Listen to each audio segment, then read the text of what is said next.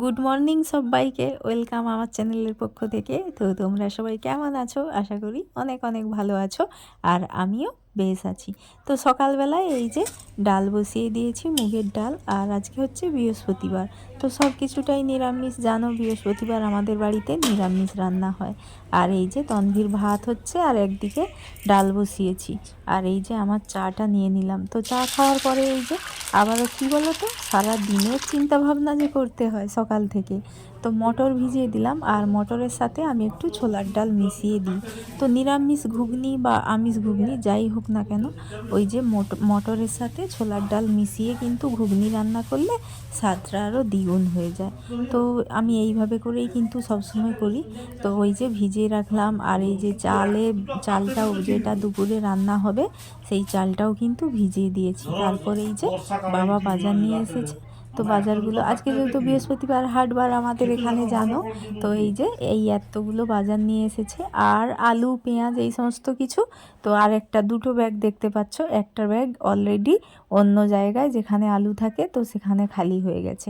আর এই ব্যাগটা আমি এখানে খালি করলাম। সজনে ডাঁটা, বিনস, আর ছিল বেগুন, টমেটো, লেবু, আর ছিল চিকনি শাক, আর ছিল কি না মাশরুম।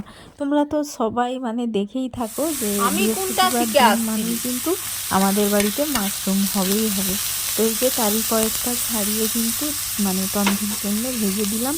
আর বড়ি ভাজা করেছি, ডাল, এই তিনটে দিয়ে ও খেয়ে যাবে। ওর খাবারগুলো রেডি করেছি। তারপরে এই যে পুজো পুজো করতে এলাম। আর আজকে তো পূর্ণিমা, আরও একটা মানে যোগ, তো বৃহস্পতিবার আর হচ্ছে পূর্ণিমা।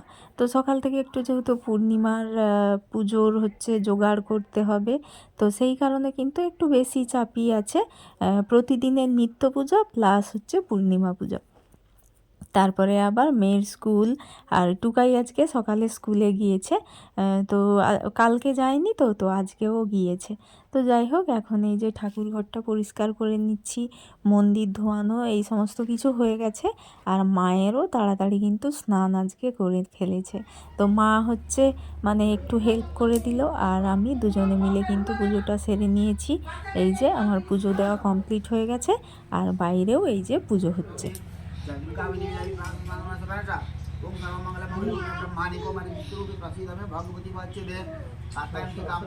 পুজো সেরে কমপ্লিট করে সব কিছু তো একেবারে এসেই কিন্তু ভাত বসালাম, আর এদিকে কুঁদরি সেদ্ধ।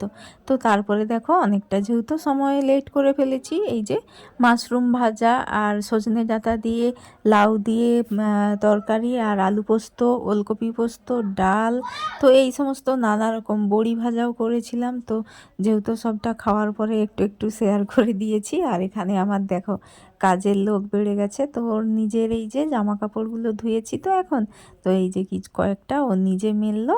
তারপর এই যে চলো একটুখানি রেস্ট নেব। আজকের ওয়েদার একদম একদম বাজে। হ্যাঁ, ওটা পড়ে গেছে, তুলবো। বাজে একদম ওয়েদার, ঘ্যান ঘ্যান করছে আর ঠান্ডা। কি এটা? কি গন্ধ বলতো? রুম স্প্রে তো দিলে, তো আবার কেন? কি জানি কি জানি একটু বর্ষা বর্ষা হলে, রোদ না বেরালে গন্ধ ছুটবেই। তাই বলে বডি স্প্রে, রুম স্প্রে, সকালে রুম স্প্রে দেওয়া হয়েছে রুমে, তাও হচ্ছে না, এখন বডি স্প্রে দিচ্ছে। না, গোছাতে হবে না, তুমি রাখো, আমিই গোছাবো। এত বেশি কাজ করলে তো মাথা খারাপ হয়ে যাবে। তো চলো এখন একটু রেস্ট নেব। বাপরে,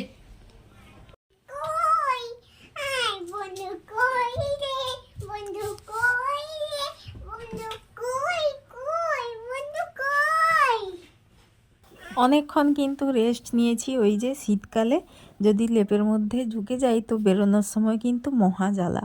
তো তারপর এই যে কাজে লেগে পড়েছি। তো এখন হচ্ছে বিকেলবেলায়, আর তো টুকাই না ঘুমাচ্ছে। আর হচ্ছে এই যে এখন যেহেতু ঘুগনি রান্না করতে হবে, তো আমি ঘুগনিটা আগেই রান্না করে ফেলি। তো রান্না করছি, আর আটা মাখিয়ে রেখেছি। আর আজকে না আর লুচি বানাবো না, তো সবার জন্যে রুটিই বানাবো।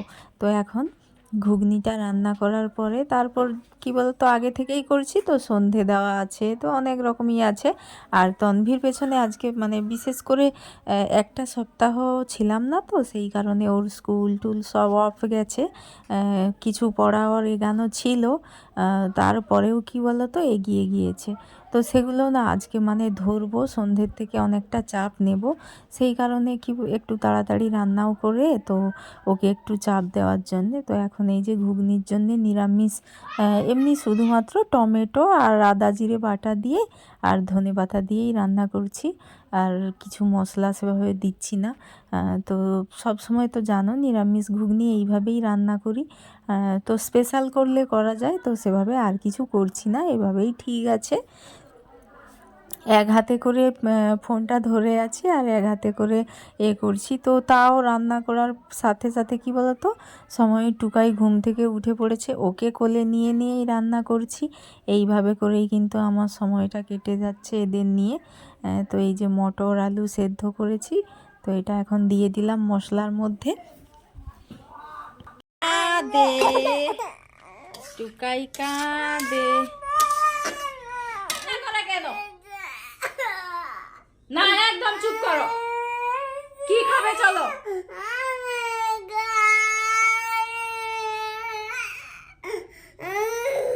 চুপ চুপ চুপ চুপ চুপ, চলো হাই দেখি চলো। এই যে টুকাই কান্না করছে, ওকে কিন্তু কোলে নিয়ে নিয়েই কিন্তু রান্নাটা সারলাম। এই যে আমার ঘুগনি অলরেডি রেডি হয়ে গেছে, তো অনেকটা পরে আমি শেয়ার করছি। তো রুটিগুলোও কিন্তু ভেজে নিয়েছি, এই যে 10-12 পিসের মতো রুটি আছে।